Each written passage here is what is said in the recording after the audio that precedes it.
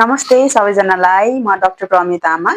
हजुरहरूमध्ये कोही प्रेग्नेन्ट हुनुहुन्छ, छिट्टै आमा बन्दै हुनुहुन्छ अथवा भर्खरै नवजात शिशुलाई जन्म दिनु भएर हुर्काउँदै हुनुहुन्छ अथवा सुत्केरी अवस्थामा हुनुहुन्छ भने यो भिडियो तपाईँको लागि है त। म एकदम एउटा इम्पोर्टेन्ट टपिक मा बोल्न जाँदैछु होइन, जुन टपिकमा चाहिँ हाम्रो समाजमा प्रायः जसो बोलिने गरिँदैन, जुन टपिकको बारेमा चाहिँ हाम्रो समाजमा खासै बहस हुँदैन, खासै त्यस्तो मान्यता, त्यस्तो इम्पोर्टेन्स दिइँदैन।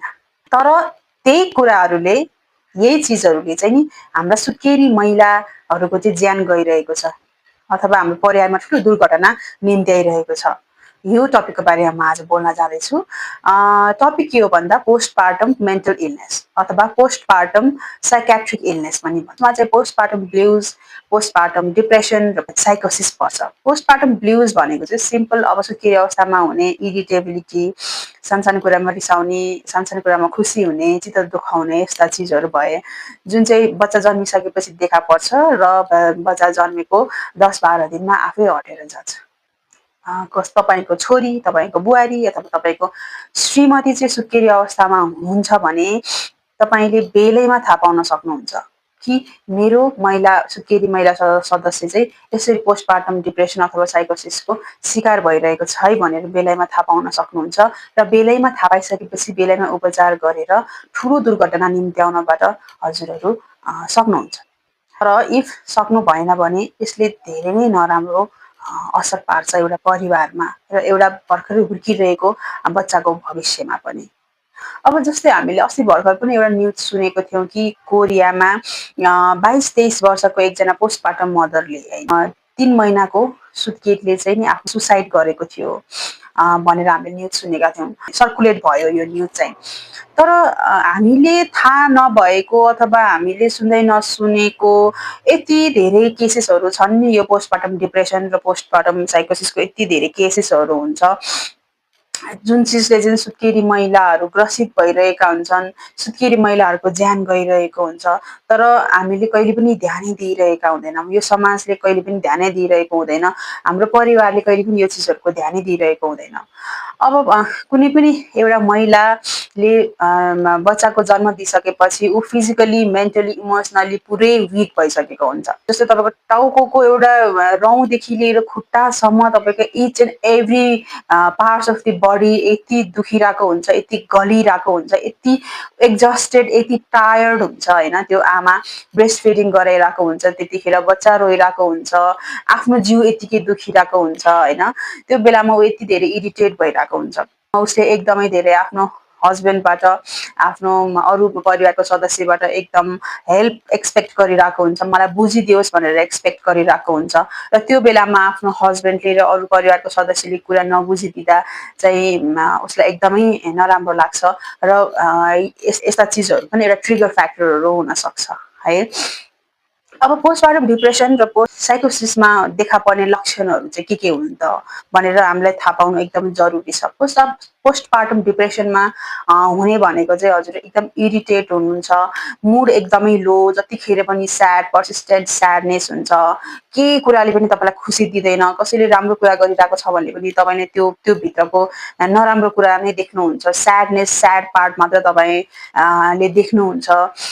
एकदमै 24 घण्टामा 20-22 घण्टा नै हजुर एकदम स्याड हुन्छ।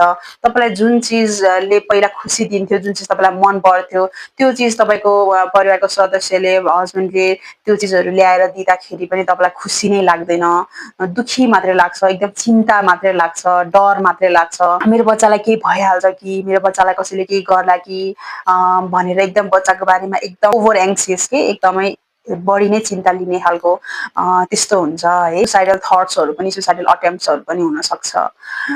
र अब यो बेलैमा थाहा पाइयो भने चाहिँ हजुरको हस्पिटलमा गएर उपचार हुन्छ, साइकेट्रिस्ट कहाँ भेटेर औषधि एन्टिडिप्रेसेन्ट युज गरेर बेलैमा उपचार हुन्छ होइन।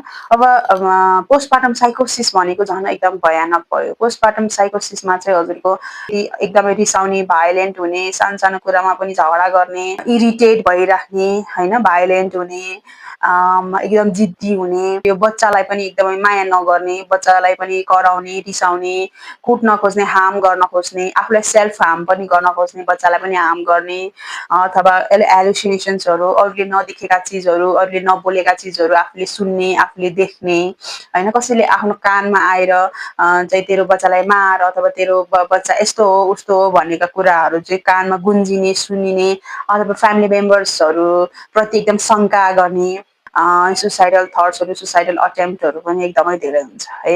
यस्ता एक्टिभिटिजहरू, यस्तो एक्टहरू चाहिँ नि हजुरको फ्यामिली मेम्बरमा भएको कुनै सुत्केरी महिलाले देखाइराख्नु भएको छ भने तपाईँको फ्यामिली मेम्बर्सहरू पनि एकदम सजग हुन पर्यो, उसलाई निहाल्न पर्यो होइन, उसलाई बेलैमा चाहिँ नि हस्पिटल लान पर्यो। साथसाथै हजुरको रिअस्युरेन्स पनि एकदमै धेरै इम्पोर्टेन्ट छ है। सुत्केरी अवस्थामा मैले भने नि कुनै पनि सुत्केरी महिला चाहिँ फिजिकली, मेन्टली, इमोसनली एकदमै विक हुन्छ।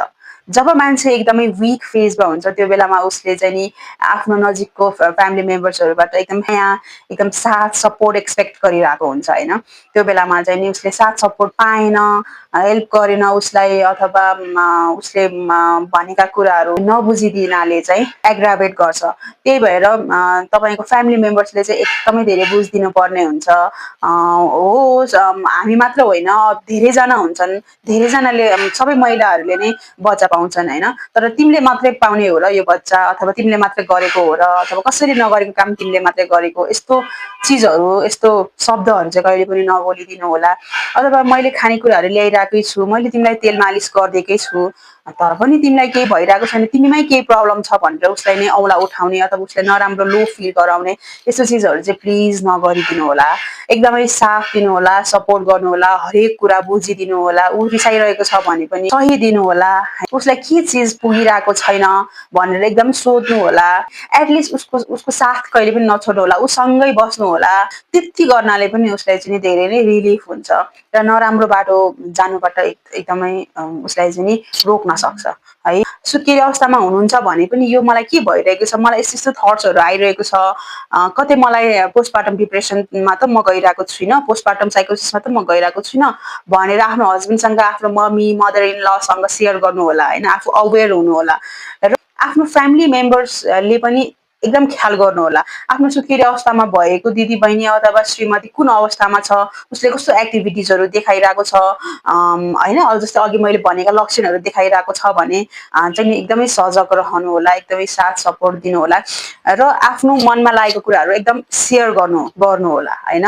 सेयरिङ इज केयरिङ भन्छ नि, साँच्चै नै हो है। यो अवस्थामा चाहिँ आफ्नो मनमा लागेको कुराहरू एकदमै धेरै सेयर गर्नु होला, मनमा दबाएर नराख्नु होला। अब यही चिजहरू बेलैमा थाहा पाइयो भने आफ्नो ज्यान बच्न पनि सक्छ, आफ्नो परिवारमा ठुलो दुर्घटना हुनबाट जोगिन पनि सक्छ।